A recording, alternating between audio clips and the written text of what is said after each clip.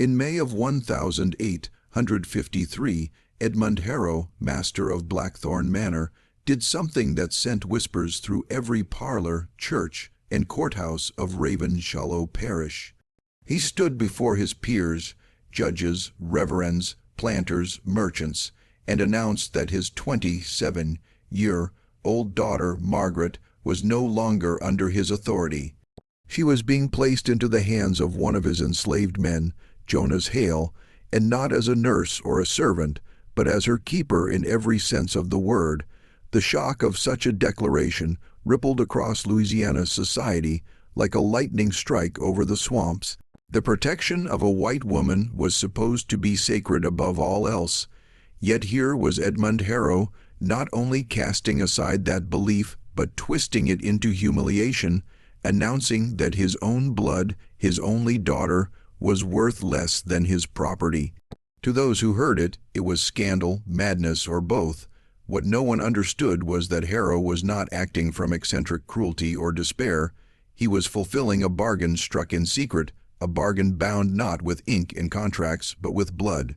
Blackthorn Manor rose from the swamplands like a scar, its timbers blackened with age, its broad porches sagging under the weight of humidity. Built on 800 acres of sugarcane, it was a respectable estate by local standards, though not among the grandest. The truly powerful of Louisiana kept hundreds of enslaved people and entertained in New Orleans.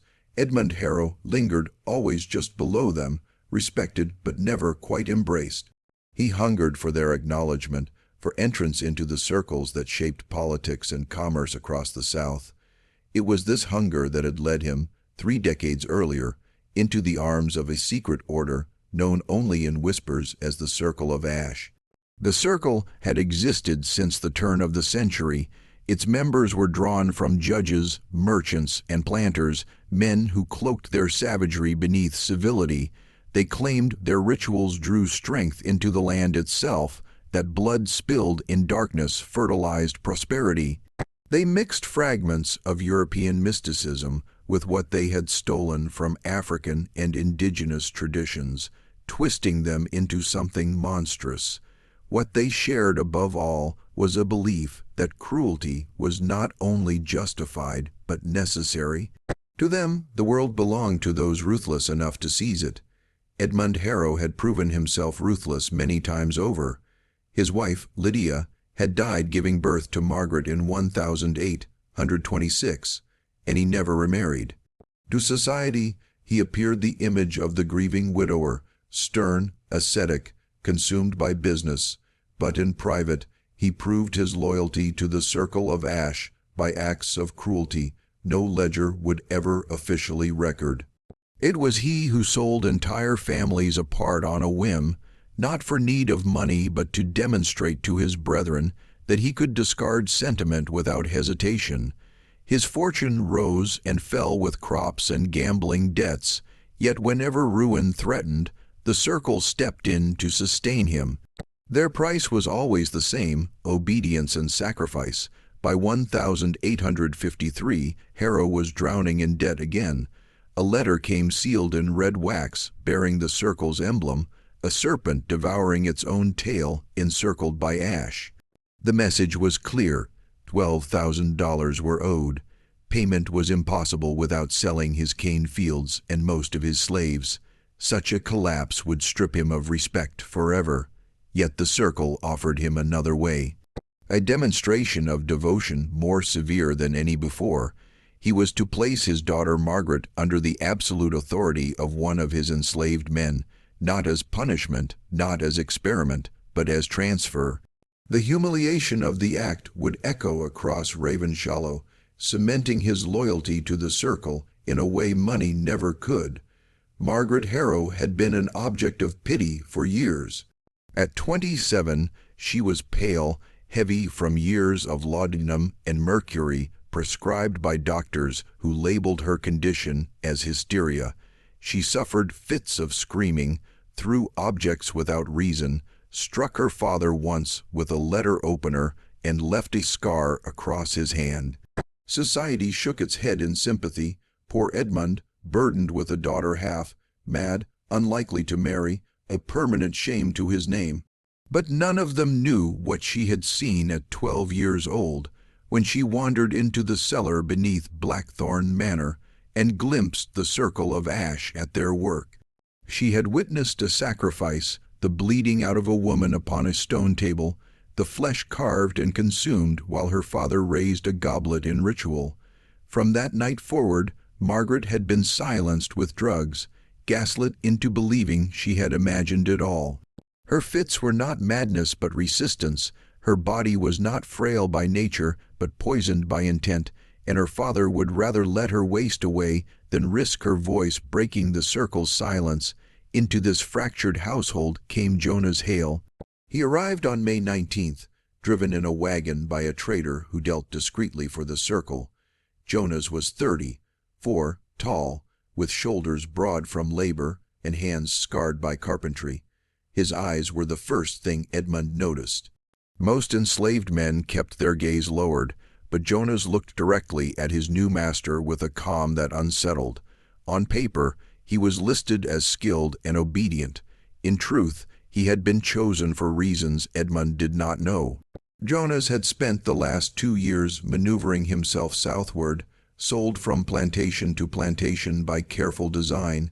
He had heard whispers of the circle, of their power, of the way Edmund Harrow had split families like kindling to fuel his reputation.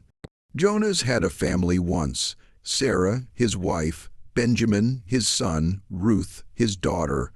All three sold away by Harrow years before, sent to a plantation in Alabama notorious for working people to death. Sarah died of fever, Benjamin of an untreated wound, Ruth from despair so deep she simply refused to eat. Jonas had learned it all piece by piece, each story carried by other enslaved men who had passed through the same places. He carried their names on a scrap of paper tucked close to his skin, a reminder and a vow. When the chance came to be sold directly into Harrow's household, he seized it. To the circle of ash, he was an obedient servant. To himself, he was a weapon waiting to be unsheathed. The announcement Edmund made was staged with precision. He invited 41 people to Blackthorn Manor, pillars of the parish whose opinions shaped everything from law to trade. The evening meal was elaborate: oysters brought up from the Gulf, roasted duck, candied yams, fresh bread. Edmund sat at the head of the table, Margaret beside him, her hair unkempt, her movements stiff, her expression a mask of dull acquiescence.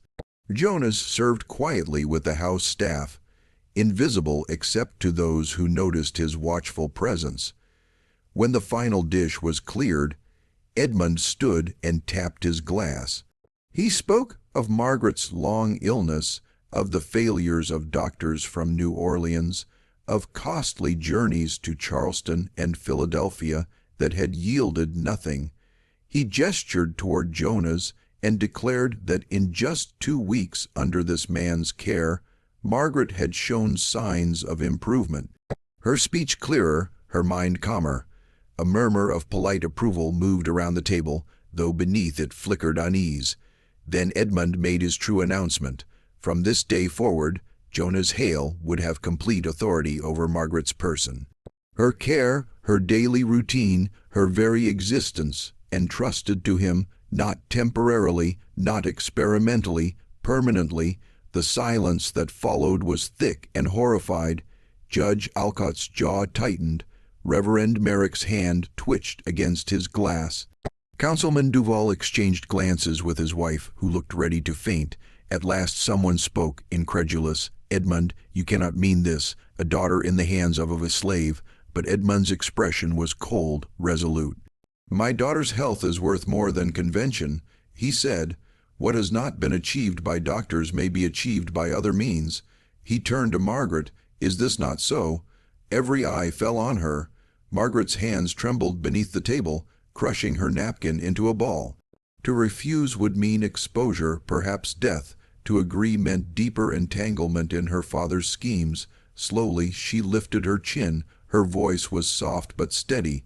"I trust my father's judgment. Jonas has been kind." That was all she said. Enough to seal the arrangement, enough to mask the rage glittering in her eyes. The guests departed in uneasy silence. Some muttered of scandal, others of divine punishment.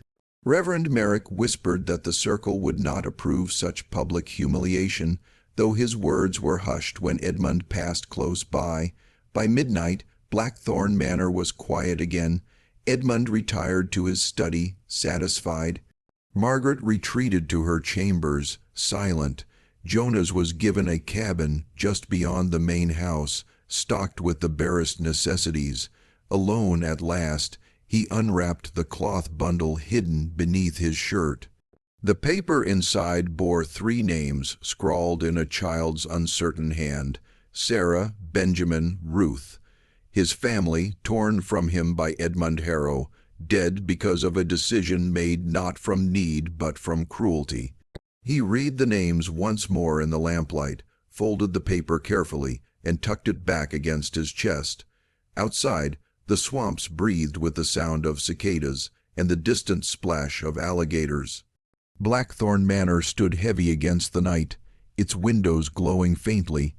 Within its walls, secrets festered, and below its foundations, the circle of ash gathered in shadows. Jonas lay on the narrow bed of his cabin and stared at the ceiling. He had waited years for this chance, shaping his own enslavement like a key carved from bone. Now he was inside Edmund Harrow's world, close enough to see his weaknesses, close enough to strike when the time was right. He closed his eyes, and for the first time in years, he allowed himself the dangerous luxury of hope, not for survival, but for vengeance.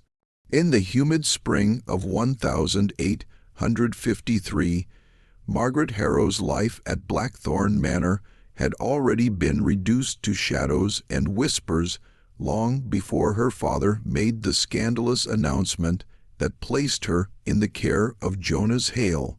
To the outside world, she was a broken woman, afflicted by fits and madness, a pitiful daughter who had wasted away under the burden of inherited fragility.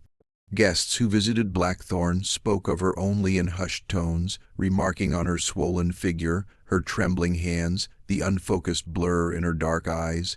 They called her the cursed child of Edmund Harrow, a young woman whose life was destined to fade quietly away in solitude. Few believed she would live long enough to see 30, but what they saw when she appeared in public was not the truth of her condition. Margaret was not born frail, nor was her mind weak. What haunted her was not madness, but memories her father had labored for years to bury beneath layers of laudanum, mercury, and silence. Margaret had been 12 the first time she realized that Blackthorn Manor was more than a plantation house. On a sweltering August night in 1838, unable to sleep, she had crept from her bedroom and followed the sound of voices drifting up from beneath the floorboards. She thought, at first, that her father was entertaining late guests in the dining hall. But when she traced the voices to the kitchen, she discovered a door hidden behind shelves of preserved goods. It opened onto a stairwell leading into the earth, and the voices became louder as she descended. Curiosity guided her when fear should have stopped her. She pressed herself against the wall at the bottom of the stairs and peered through a crack in the door. What she saw inside burned into her mind with such force that not even a lifetime of drugs could erase it. 13 men stood robed in crimson and black, surrounding a stone table stained with dark streaks. Upon the table lay a woman, bound and struggling, her screams muffled by cloth tied around her mouth. Candles flickered in iron sconces, their smoke mingling with the reek of blood and sweat. At the head of the gathering was her father, Edmund Harrow, his hands steady as he lifted a knife and brought it down. Margaret watched in frozen horror as her father cut into living flesh, watched as the men chanted, watched as they raised goblets filled with blood and drank with solemn reverence. It was not merely killing, it was ritual. And it was not strangers committing it, but men she had seen at Sunday service, men whose names carried weight across Ravenshallow parish. She did not scream, though the sight clawed at her mind. She stumbled back up the stairs, retched in the kitchen, and told herself it was a nightmare. But when morning came, the blood still stained her memory, and the nightmare had not ended. When Margaret tried to tell her father what she had seen, he did not strike her. Instead, he smiled coldly and said she had dreamed it. When she insisted, he summoned a doctor from New Orleans. That doctor declared her afflicted by female nervous disorder, a condition best treated with laudanum to calm her nerves and mercury tonics to purge her humors. She drank the bitter medicine under her father's watchful eye. Soon her hands shook constantly, her thoughts blurred. Fits of hysteria erupted without warning. Edmund told her this was proof of her illness. What she had seen in the cellar, he insisted, had been nothing more than a delusion of her unstable mind. By the time she was 15, even Margaret sometimes believed him, but deep inside she remembered. She remembered the woman's eyes, wide and pleading. She remembered the way the men laughed as they drank. She remembered the taste of bile in her own mouth. These were not dreams, they were truth. And every time she saw Judge Alcott riding into town, or Reverend Merrick preaching in the pulpit, she knew what they had done beneath her home. She tried to write it down, filling hidden journals with coded notes, lists of names, dates when her father disappeared at night. She told herself that if she could not speak the truth aloud, she would record it in a way that might someday be understood. By the time she reached her 20s, Margaret was feared as much as she was pitied. Neighbors spoke of her violent outbursts. Once she hurled a porcelain vase across a parlor, narrowly missing a guest. Another time she struck a maid with a candlestick, leaving a scar the woman carried for the rest of her life. Most disturbing of all, she once attacked her father, driving the point of a letter opener into his hand. The wound left a permanent jagged scar across his palm, a reminder that even his own daughter was not entirely under his control. These stories spread through the parish, twisted and embellished, until Margaret was no longer seen as a sickly young woman, but as a dangerous madwoman who could not be trusted. What no one outside Blackthorn Manor knew was that Margaret's supposed madness was carefully maintained by her father. Every fit of rage followed increased doses of laudanum. Every collapse into stupor followed doses of mercury that left her body bloated and her mind unfocused.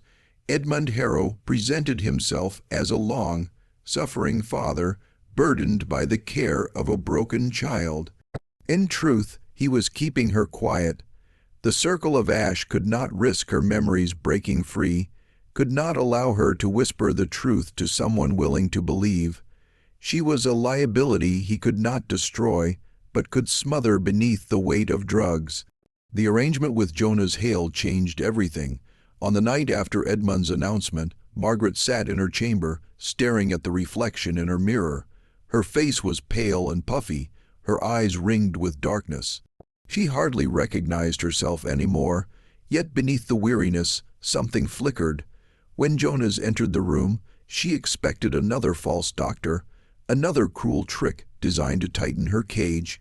But he did not speak as others had. He did not tell her she was mad. He did not dismiss her trembling hands or her disjointed words.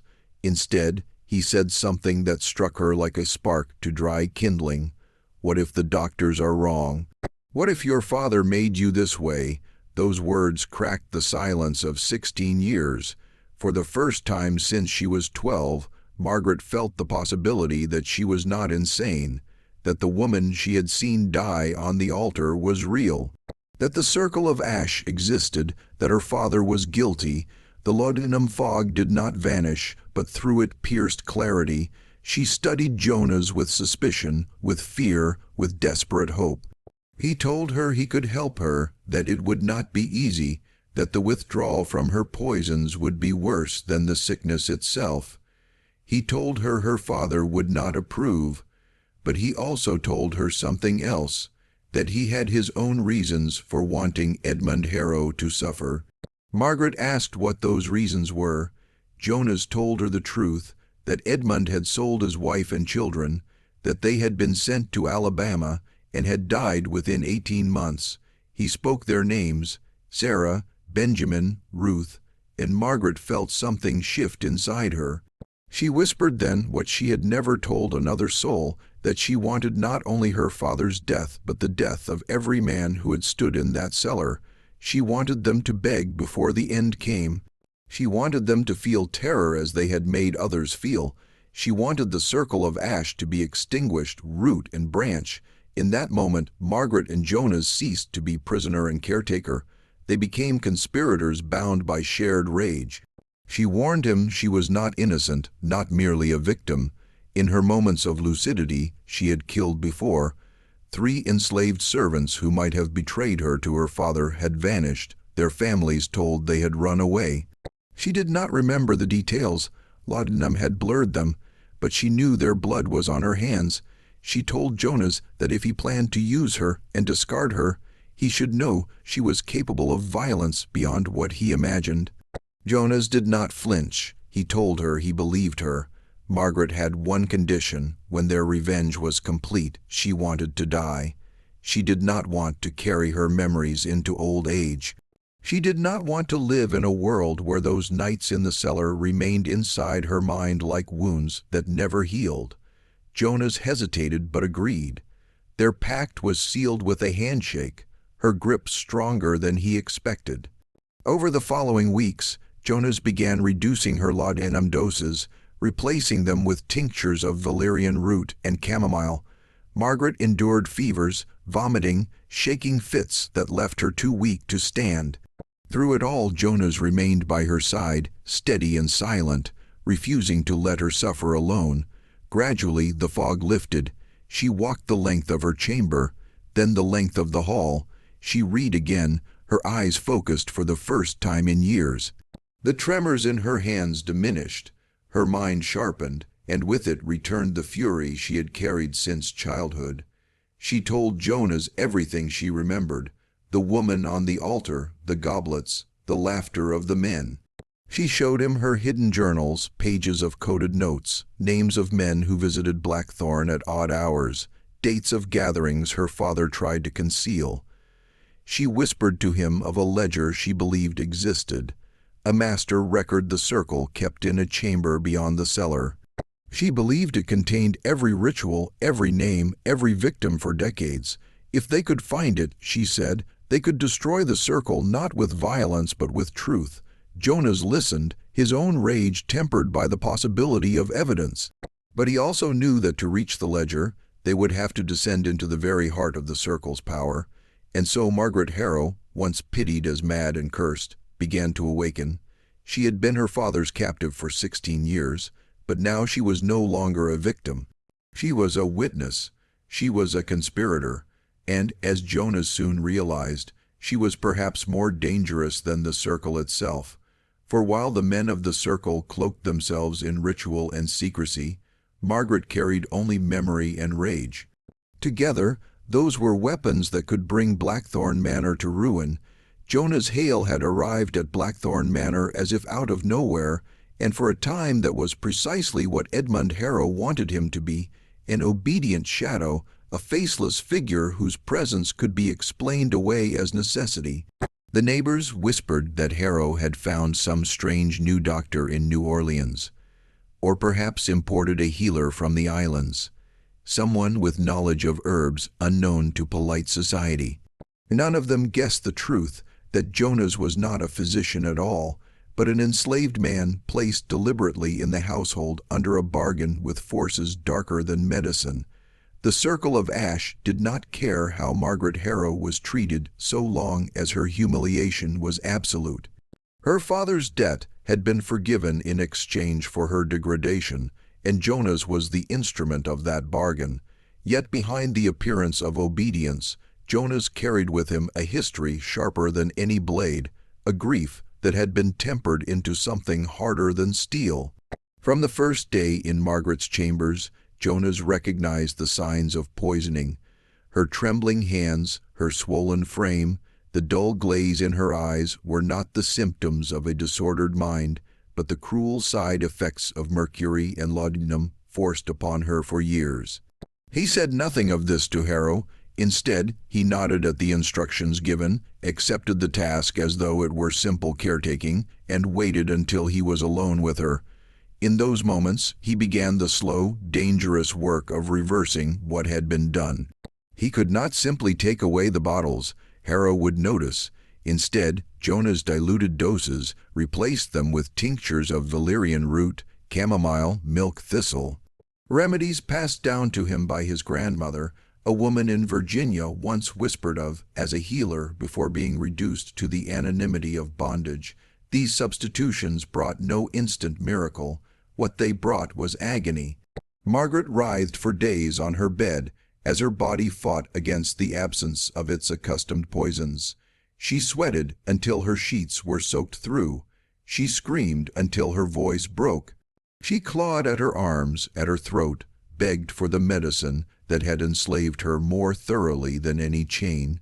Each time, Jonas held her down with steady hands, wiped her brow with cool water, and spoke softly into her ear that she was not dying, that she was fighting. He told her again and again that what she felt was not madness but healing, and that to emerge on the other side would mean freedom. The hours crawled like centuries. Servants outside her door muttered that Miss Margaret was having one of her episodes again, but none dared enter. Jonas stayed through every fevered hour, his own eyes hollow from sleeplessness, his mind haunted by memories of other sicks where he had been powerless to save the ones he loved. This time he swore he would not fail. When at last the worst of it passed, Margaret was too weak to rise, but her eyes, those dark, unfocused eyes, began to sharpen, her speech slowed, then steadied, her hands no longer trembled constantly. The laudanum fog that had drowned her thoughts for years receded, leaving behind pain, clarity, and rage. The first day she managed to stand, she collapsed after only a few steps. Jonas helped her back to the bed, but the next day he urged her to try again. He became relentless, insisting on small walks each morning, first across the chamber, then down the hall, then to the top of the staircase and back. Margaret cursed him, spat at him, sometimes struck him in frustration. Jonas absorbed it all with the patience of a man who had suffered worse blows and worse insults.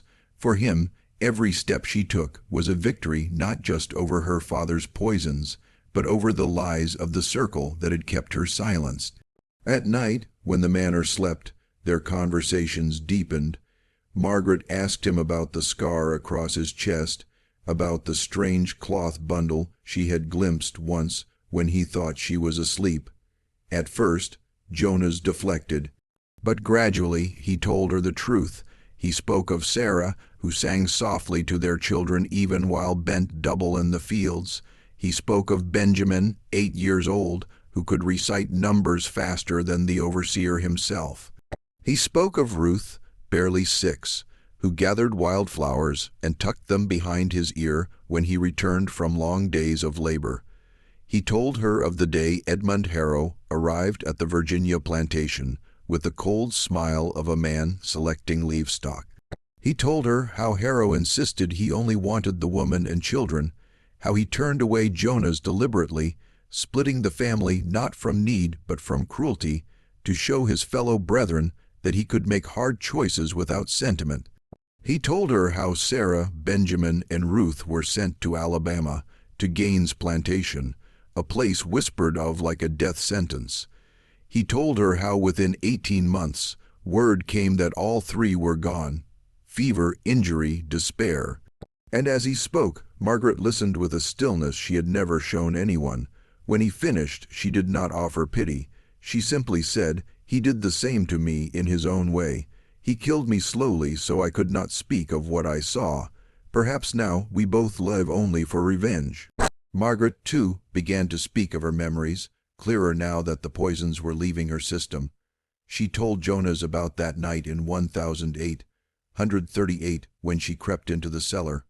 She described the woman on the altar, the chanting, the goblets. She named the men she remembered: Judge Alcott, Reverend Merrick, Councilman Duval. She told him she had written it all down in journals, coded to look like nonsense, hidden behind loose boards in her chamber. She showed him those journals one night, and Jonas read the spidery script, realizing that this woman's society dismissed as mad had in fact been recording evidence for 16 years. He admired the precision of her notes, the dates, the initials, the fragments of overheard conversation. She spoke, too, of her belief that the circle kept a master ledger hidden in the cellar, a record of every ritual, every sacrifice. That ledger, she insisted, would destroy them all if it could be found. Jonas felt a cold certainty settle over him. If such a book existed, then his family's names were in it. He swore to himself he would see those pages with his own eyes. As Margaret regained her strength, the household noticed. The servants whispered that Miss Margaret seemed calmer, clearer. Edmund Harrow himself observed her at dinner one evening and remarked publicly on her improvement, presenting it as proof of Jonas's success. He spoke as if his decision had been vindicated, as if the humiliation of placing his daughter in a slave's care was now justified by her recovery.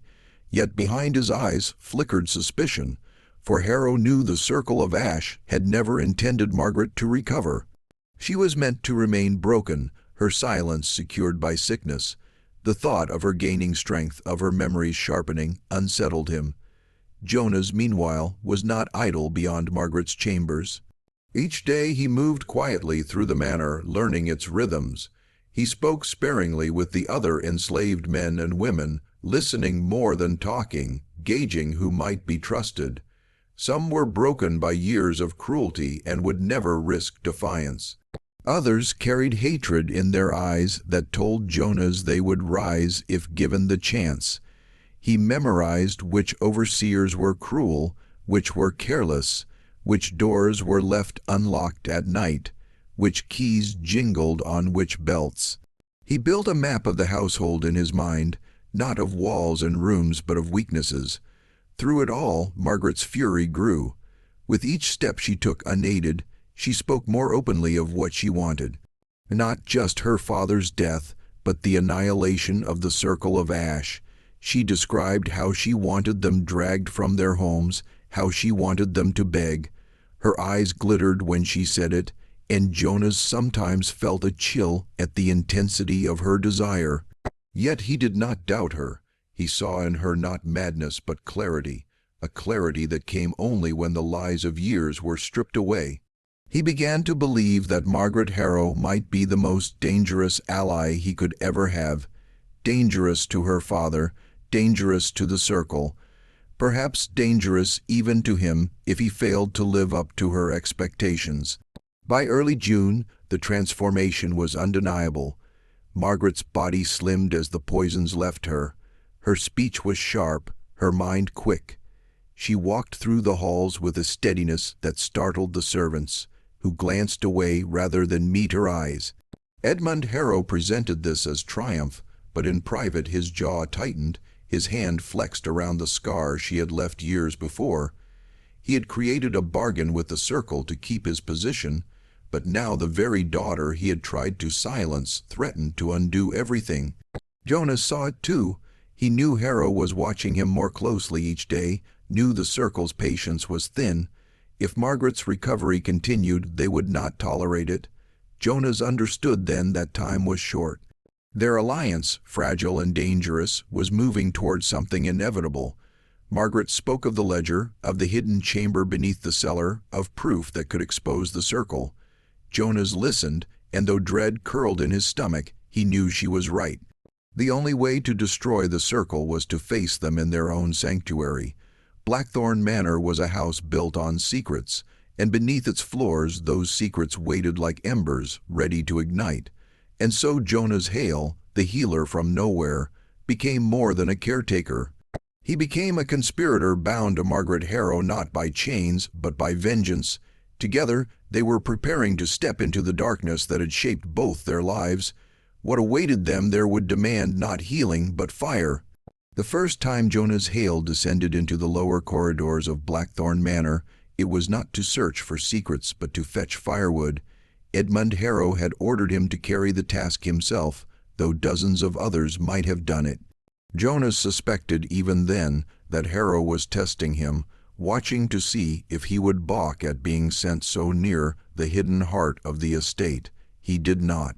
He carried the logs silently up the narrow steps, but in those few minutes he memorized the path, the pantry door disguised as paneling, the creak of the lowest stair, the damp air rising from the depths like breath from something buried alive.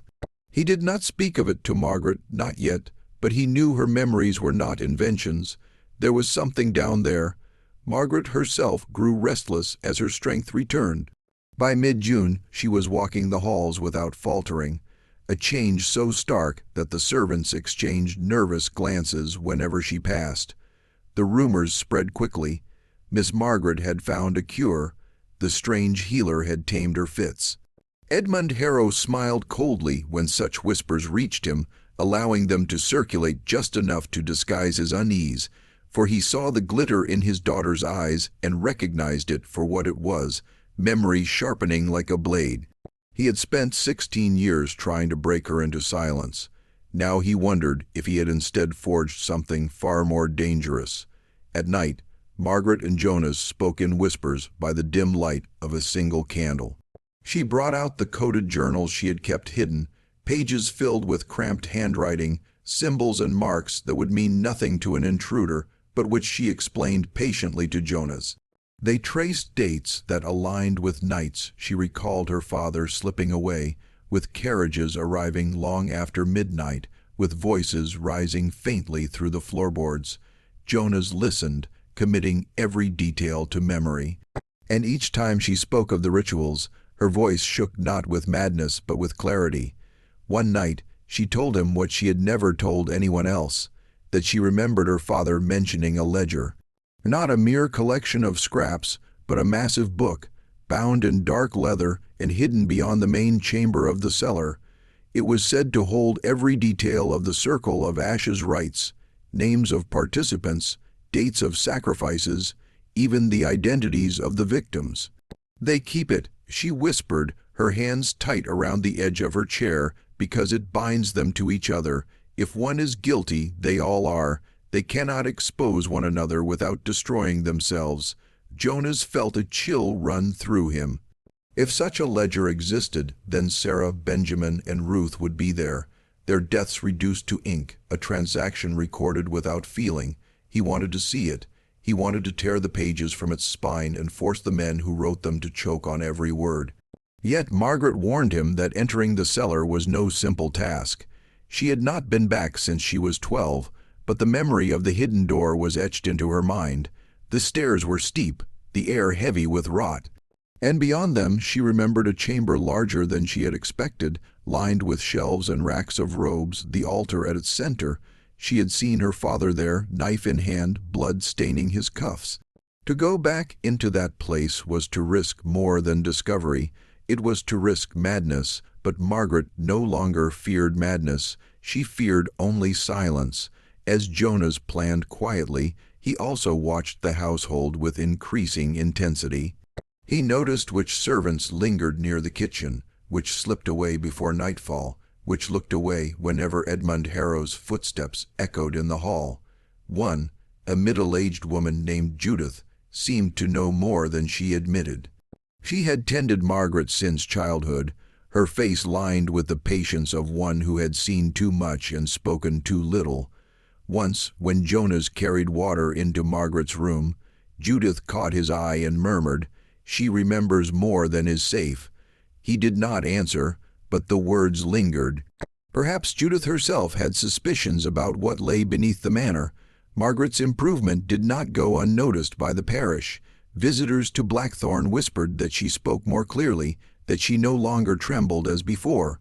Some declared it a miracle, others muttered that it was unnatural, that perhaps the healer had used charms or darker methods.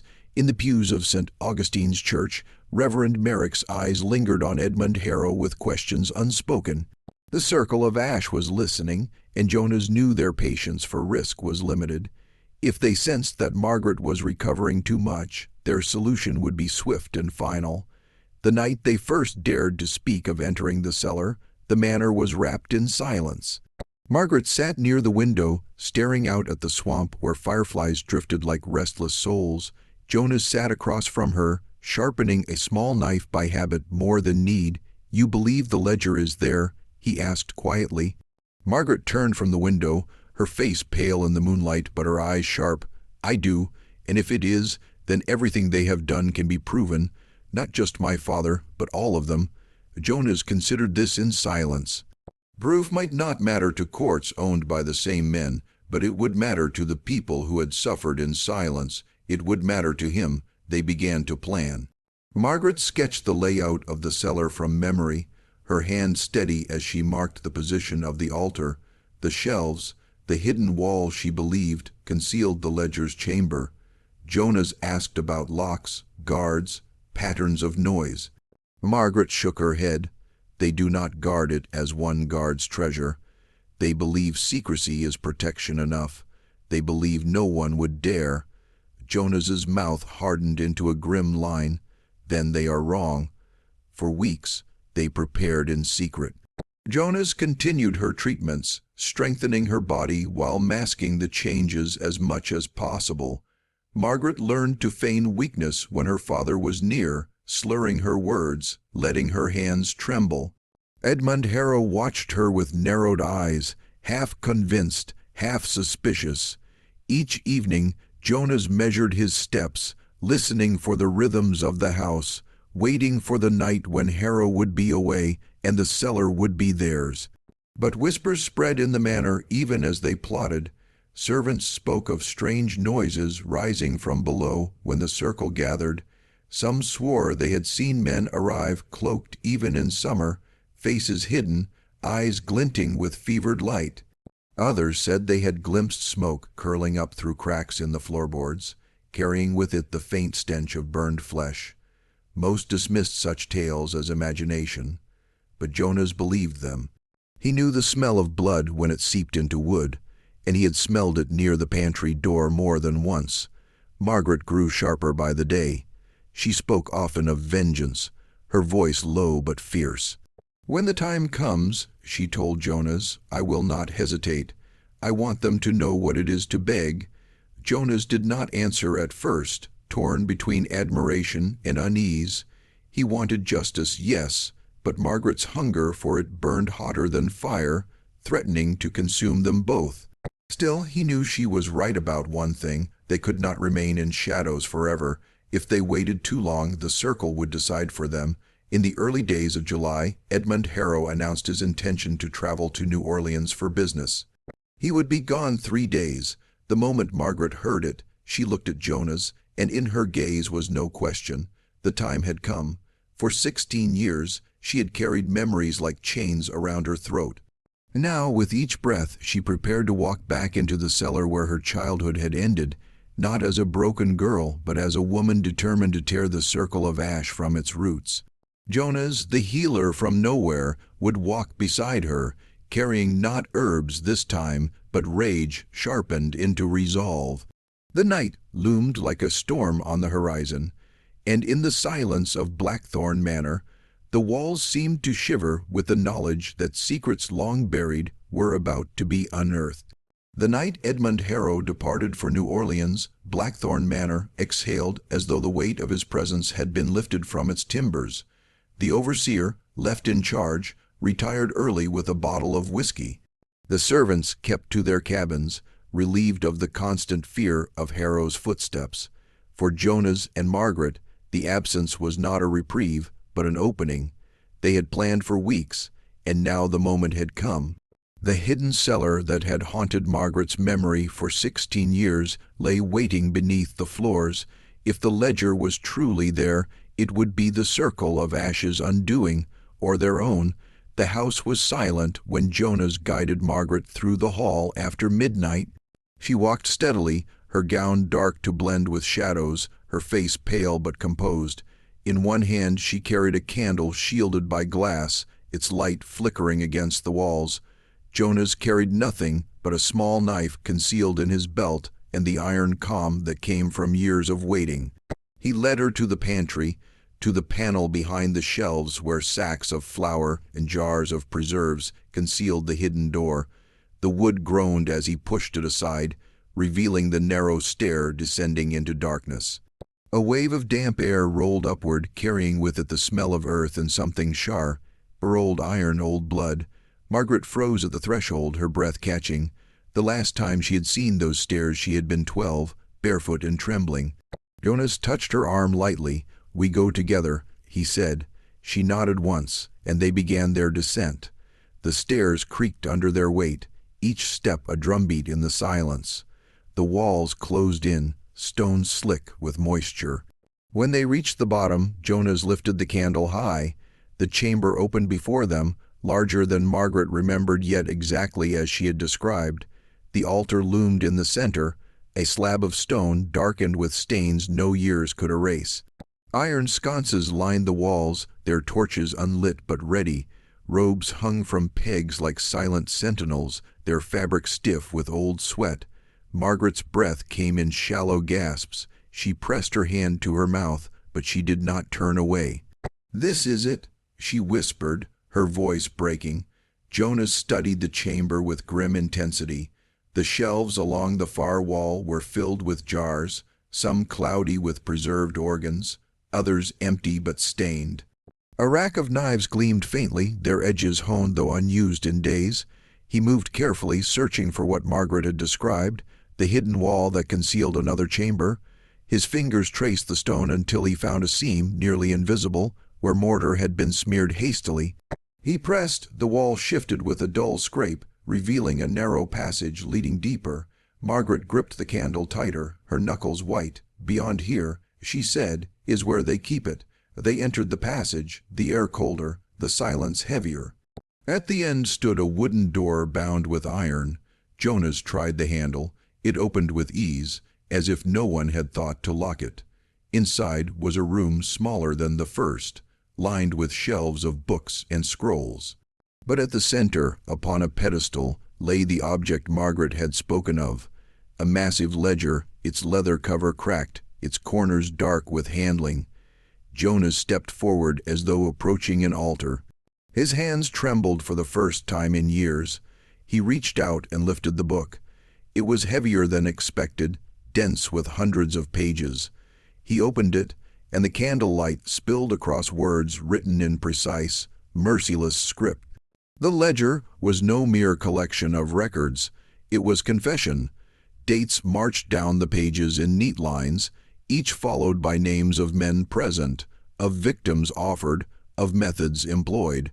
Jonas read quickly, his eyes burning as he traced entry after entry. The names of the circle appeared again and again: Harrow, Alcott, Merrick, Duval, dozens more. Opposite them were the names of the dead, or, when names were not known, crude descriptions: woman, 20, Negro, child, male, age unknown, prisoner, Irish, 30. The cruelty was systematic, bureaucratic, stripped of humanity. Margaret leaned over his shoulder, her breath trembling. "There," she whispered, pointing.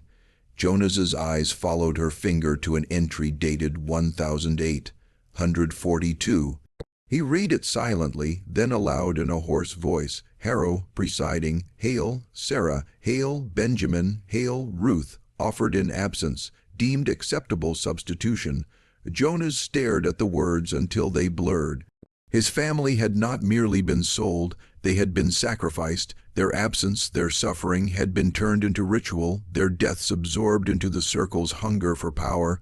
The ledger reduced them to ink on a page, their names immortalized not in love but in cruelty. His vision swam with rage. He clutched the book so tightly the leather creaked. Margaret placed her hand on his arm. Her face was pale, but her eyes burned with the same fury. "Now you see," she said. "Now you know what I have lived with." Jonas wanted to tear the pages out, to burn them, to scream until the walls collapsed, but he forced himself to breathe. This book was not just proof of his loss. It was the circle's weakness. With it, their sins could not be denied. He turned the pages, and each entry deepened the horror. Hundreds of lives reduced to lines of text, spanning decades. Some were slaves, some were immigrants, some were children taken from orphanages. All were erased in the world above, but here they were recorded, bound forever to the men who killed them. Margaret pressed closer, scanning the names with growing determination. She pointed out patterns, references she recognized from her journals.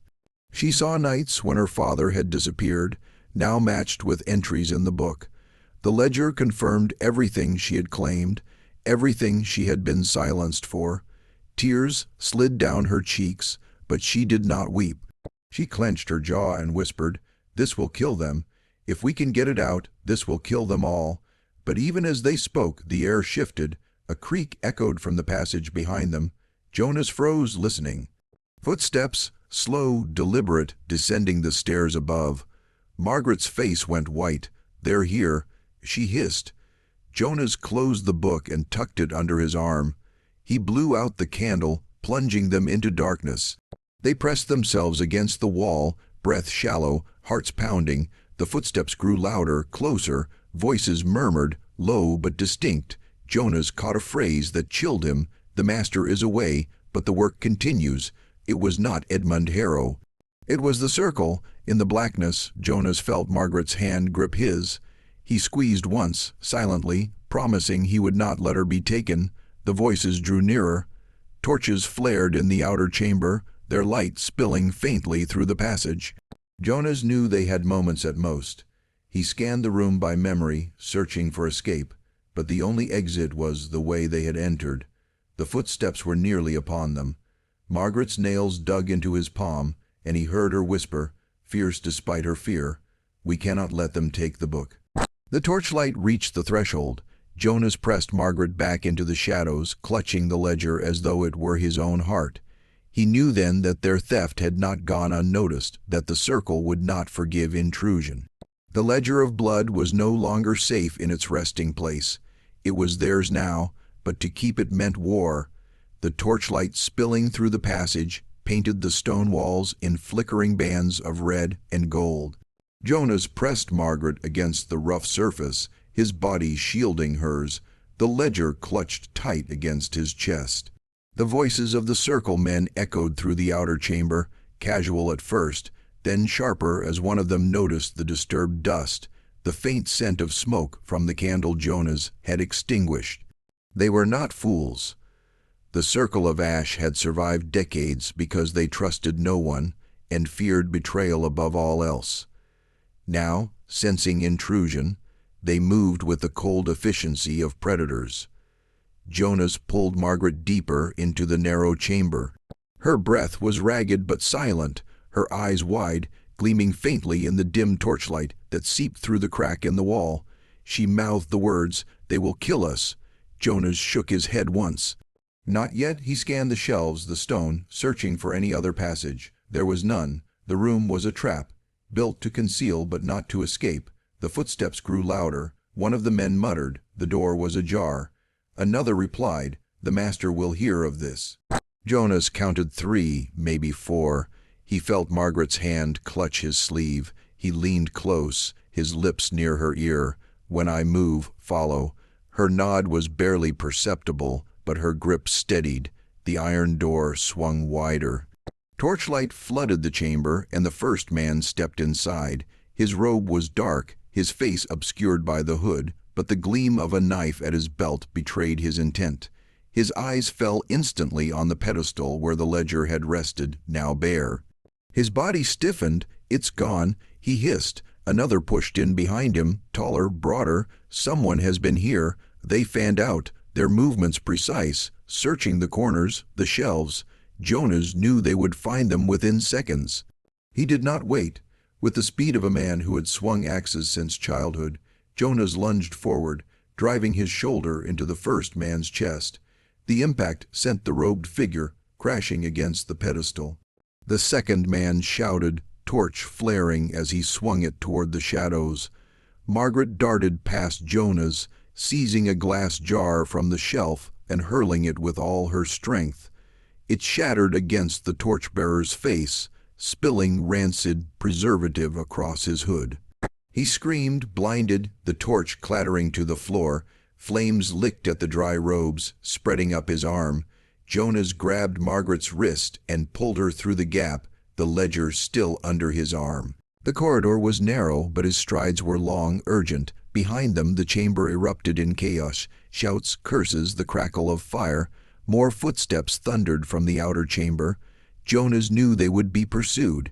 He raced up the stairs 2 at a time, dragging Margaret after him. Her gown snagged on a nail, tearing, but she did not falter. Together they burst through the pantry door into the kitchen above, slamming it shut and shoving sacks of flour against it. The muffled pounding began almost immediately from below. "Run," Jonas ordered, pushing Margaret toward the hall. She stumbled, then gathered herself, lifting her skirts as they fled through the manor. The servants stirred in confusion, doors opening, voices calling questions. Jonas ignored them, leading Margaret to the back, out through the wide porch into the humid night. The cicadas screamed in the trees, the swamp heavy with mist. Behind them, the manor roared alive with shouts and movement. The Circle's men were not trapped. They would find another way out. They sprinted across the yard toward the slave cabins. Jonas slowed only when they reached the shadow of the trees. Margaret collapsed against a trunk, gasping. Jonas crouched before her, gripping her shoulders. "You must listen," he said urgently. "They know now. They will hunt us, not just your father. Every man of the Circle. They will not stop until they have the book." Margaret's eyes blazed, her face streaked with sweat and soot. "Then we cannot stop either," she spat. "We have what they fear most. We use it." From the manor came the sound of bells, harsh and urgent. The overseer's voice bellowed orders, calling men to arms. Torches flared across the yard as riders were sent in every direction. The hunt had begun. Jonas pulled Margaret deeper into the swamp, moving swiftly along paths he had memorized during stolen hours of labor. The mud sucked at their boots, the air thick with mosquitoes, the darkness alive with the croak of frogs and the splash of unseen creatures. Margaret stumbled often, but each time Jonas caught her, urged her forward.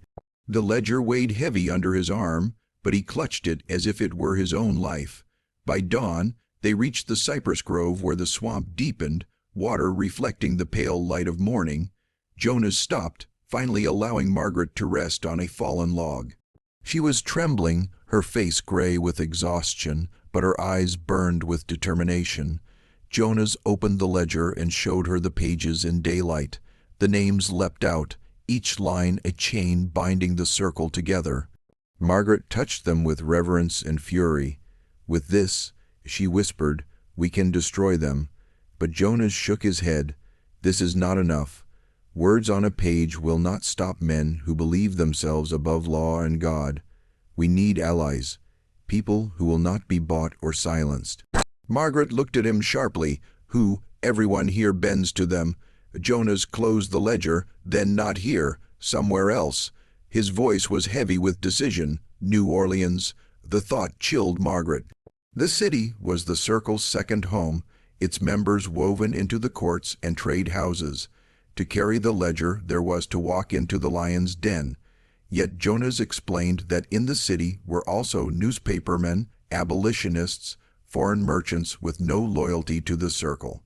If the book could be placed in the right hands, its revelations could not be contained. "They will kill us before we reach the city," Margaret warned. Jonas met her gaze. "Then we do not let them."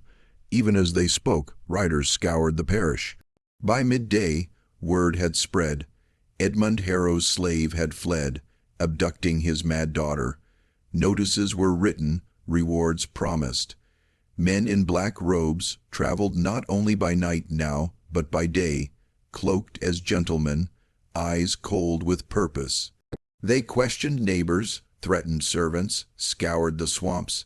The Circle hunted not for 2 fugitives, but for the ledger that could unmake them.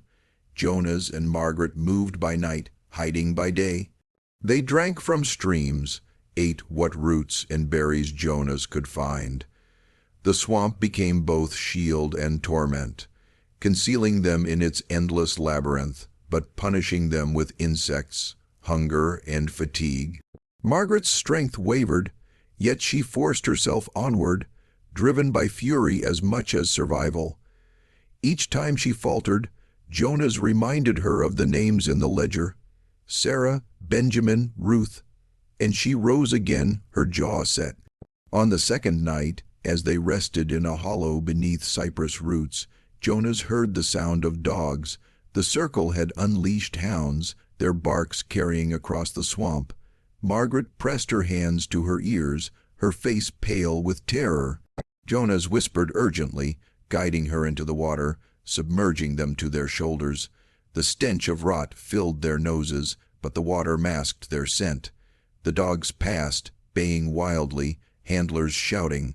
Margaret trembled, but Jonas held her steady, his eyes fixed on the shadows until the danger faded. By the third day, the pursuit had grown fiercer. Jonas knew they could not remain in the swamp forever. They needed shelter, allies, a way to move unseen toward New Orleans. Margaret suggested Judith, the servant who had raised her, who perhaps knew more than she had ever admitted. Jonas agreed. That night, under cover of darkness, they circled back toward the manor's edge, risking everything to find the one woman who might help them. The circle of ash did not rest. In the grand houses of Ravencroft, meetings were held in secret parlors. Men who appeared in daylight as judges, reverends, and councilmen whispered of punishment, of blood debt. Edmund Harrow, returning from New Orleans, was told of the theft. His rage was volcanic. He swore not only to retrieve the ledger, but to make an example of his daughter and the man she now followed. His scarred hand clenched until blood welled from his palm. "They think they can defy us," he growled. "They will learn the cost of disobedience." The circle's hunt spread wider, more ruthless. Yet for every mile their riders searched, Jonas and Margaret pressed further into the shadows, carrying with them the weight of names inked in blood. Each step toward the city was a step into greater peril, but also a step closer to vengeance. The circle of ash believed themselves eternal. Jonas Hale and Margaret Harrow now carried the proof that they were not. The swamp, the fields, the roads beyond all whispered with the same promise. The hunted had become the hunters, and the circle's dominion was beginning to fracture. The summer of 1853 deepened into suffocating heat as Jonas Hale and Margaret Harrow pressed ever closer to the city. Each mile was bought with fear, hunger, and the constant sense of eyes watching from the shadows. The circle of ash had unleashed its power across the parish. Posters nailed to tavern walls promising rewards, riders scouring roads by daylight, whispers planted in markets that Edmund Harrow's daughter had gone mad and been stolen by one of her father's slaves. But those who knew the truth, the servants and field hands who had lived beneath the circle's shadow, remained silent.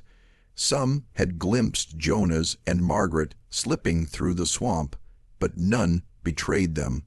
Silence itself became a weapon, a quiet rebellion. Margaret bore the suffering with a kind of grim devotion. Her body weakened from days of hiding and running, but her mind blazed ever sharper. Each night she demanded to see the ledger, to turn its pages by firelight. She memorized entries, repeated them aloud until Jonas feared she would burn herself with fury. The names of victims became her prayer. The names of the circle became her curse.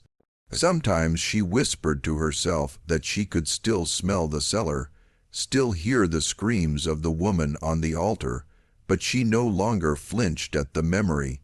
She embraced it. Pain had become her strength. On the fifth night of their flight, they found Judith. The old servant met them in the dark near the edge of the cane fields, summoned by a message Jonas had managed to send through trusted hands. She carried a lantern shielded with cloth and a small bundle of food. When she saw Margaret standing tall beside Jonas, her weathered face broke into a smile that was half sorrow, half wonder. "Child," she whispered, "I knew you weren't lost. I knew the sickness wasn't yours."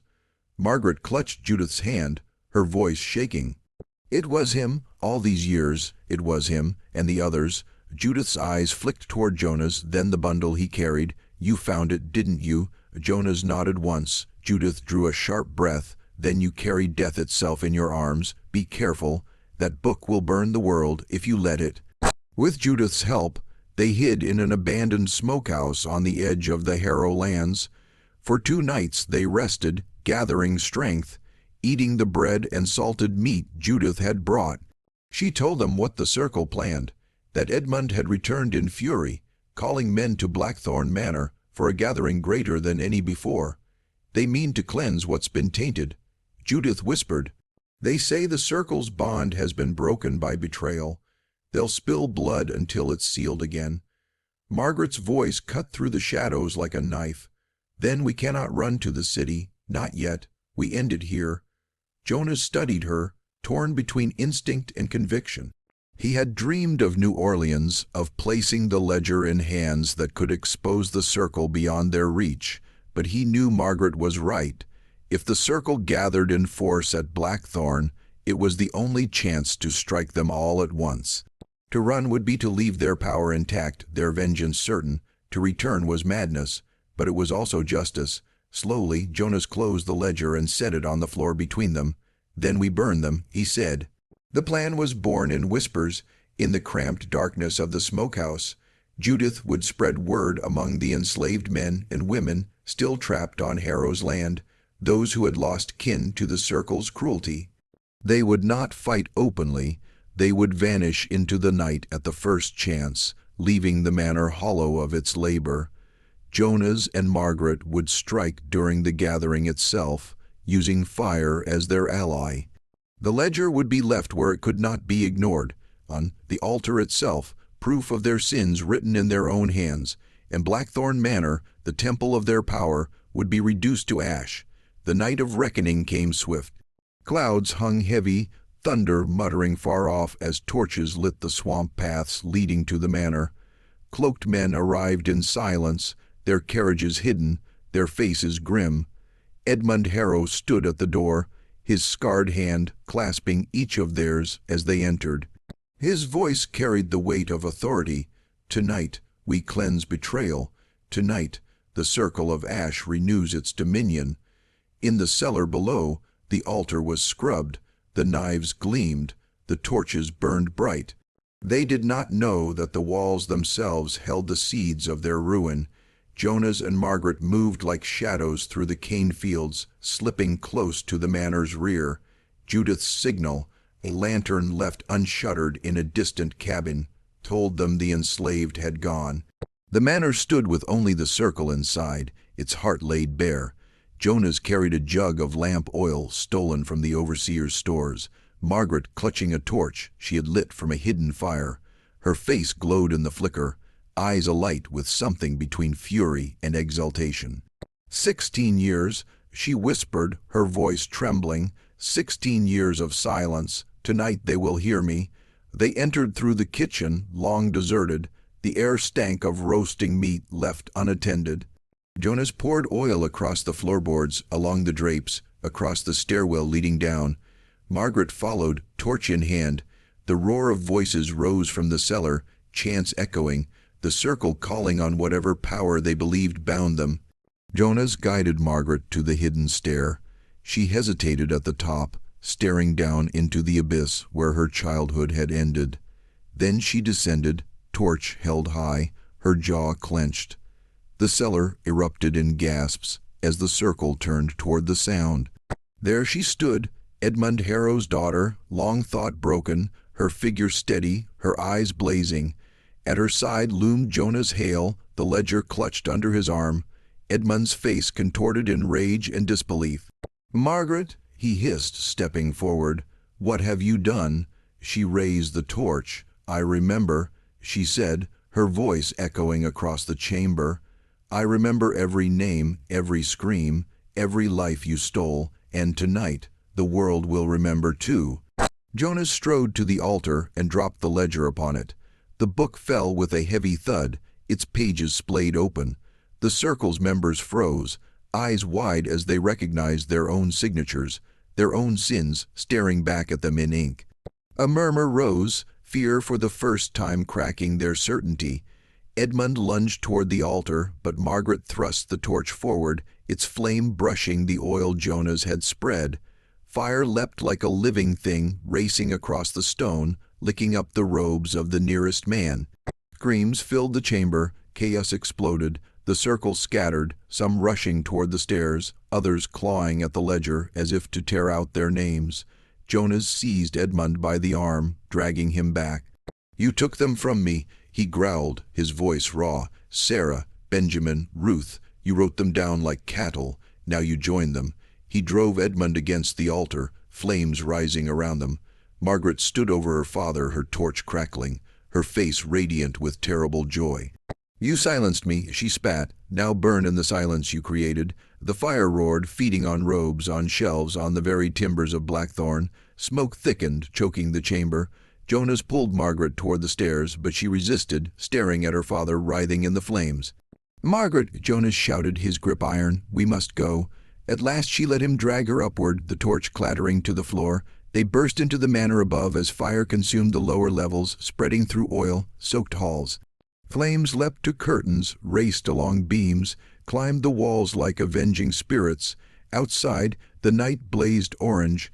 Servants hidden at the edge of the fields watched in silence as Blackthorn Manor burned. The screams of the circle mingled with the crack of collapsing timbers. The house that had stood for generations, built on cruelty and secrecy, crumbled into an inferno. Jonas and Margaret staggered into the yard, coughing, their faces blackened with soot. Behind them, the roof collapsed, sparks rising into the sky like stars torn free. They did not stay to watch it fall. Guided by Judith, they fled into the swamp, the fire's glow fading behind them. By dawn, Blackthorn Manor was nothing but charred ruins, its masters reduced to ash. Word spread swiftly across the parish, then into the city. The Harrow estate had burned, its owner and his allies consumed within. The official story was accident, a tragedy of lightning and dry wood. But in whispers, in taverns and churches, people spoke of something else, of justice, of the circle undone. Jonas carried the ledger still, its pages singed but intact. Margaret's health faltered, her body weakened by the ordeal, but her spirit burned fiercer than ever. She told Jonas she had done what she swore, to end her father, to destroy the circle. She spoke often of death as release, of joining the silence she had endured so long. Jonas listened, torn between sorrow and resolve. For him, survival was no longer vengeance but necessity. Someone had to carry the ledger to the world, to ensure the circle never rose again. In time, New Orleans would hear their story. The ledger would pass into hands willing to reveal its truths. But for Ravenshallow Parish, the night Blackthorn burned was enough. The manor was gone, the circle broken, its whispers drowned in fire. And in the cypress swamp, where shadows stretched long and cicadas sang, two figures walked together, one carrying a book of blood, the other carrying the memory of every scream.